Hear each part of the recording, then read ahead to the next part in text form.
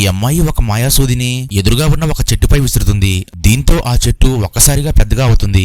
ఇది చూసి అక్కడున్న వారంతా ఆశ్చర్యపోతూ ఉంటారు. అలాగే ఈ అమ్మాయి కూడా తన శక్తులను నమ్మలేకపోతుంది. అప్పుడు ఇదంతా చూస్తున్న గురువుగారు ఈమెకు వారసత్వంగా ఈ శక్తులు వచ్చి ఉంటాయని అనుకుంటాడు.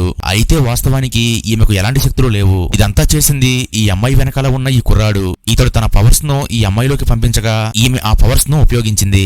అసలు వాస్తవానికి ఈ వ్యక్తి ఎవరో కాదు. ఇతడు 1000 సంవత్సరాల క్రితం నాటి ఒక దేవుడు. అలాగే ఇతడు ఒక దుష్టశక్తితో పోరాడుతూ ఉండగా అనుకోకుండా ఇతడు శక్తులన్నీ కోల్పోయి అలాగే తన గతాన్ని మర్చిపోయి భూమిపై ఉన్న ఒక మారుమూల అడవిలో పడిపోతాడు.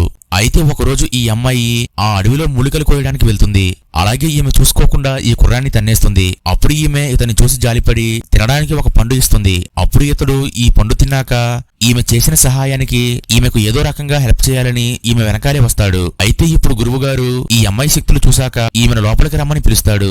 అలాగే అనారోగ్యంతో ఉన్న వీళ్ళ పెద్ద గురువుకు ఈమెనే వైద్యం చేయమని చెప్తాడు. కానీ ఈమెకు శక్తులు లేకపోవడం వల్ల వైద్యం చేయడానికి భయపడుతుంది. అప్పుడు అక్కడే ఉన్న ఈ కుర్రాడు ముందుకు వచ్చి నేను ఆ పెద్ద గురువుని నయం చేస్తానని చెప్తాడు. కానీ అక్కడున్న వారంతా ఇతడు చూడడానికి అడుక్కునేవాడులా ఉన్నాడు. ఇతడు ఎలా పెద్ద గురువుని నయం చేస్తాడు అంటూ ఇతన్ని వెగతాళి చేస్తూ ఉంటారు. కానీ ఈ అమ్మాయి గురువుగారితో ఈ కుర్రాడికి ఒక ఛాన్స్ ఇవ్వమని అడుగుతుంది.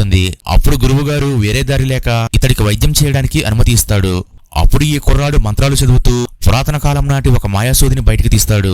ఇంతలో ఒక్కసారిగా ఆకాశంలో మార్పులు ఏర్పడతాయి. అలాగే ఇతడు మంత్రాలు చదువుతూ ఈ సూదిని గురువుగారి నోట్లో పెడతాడు.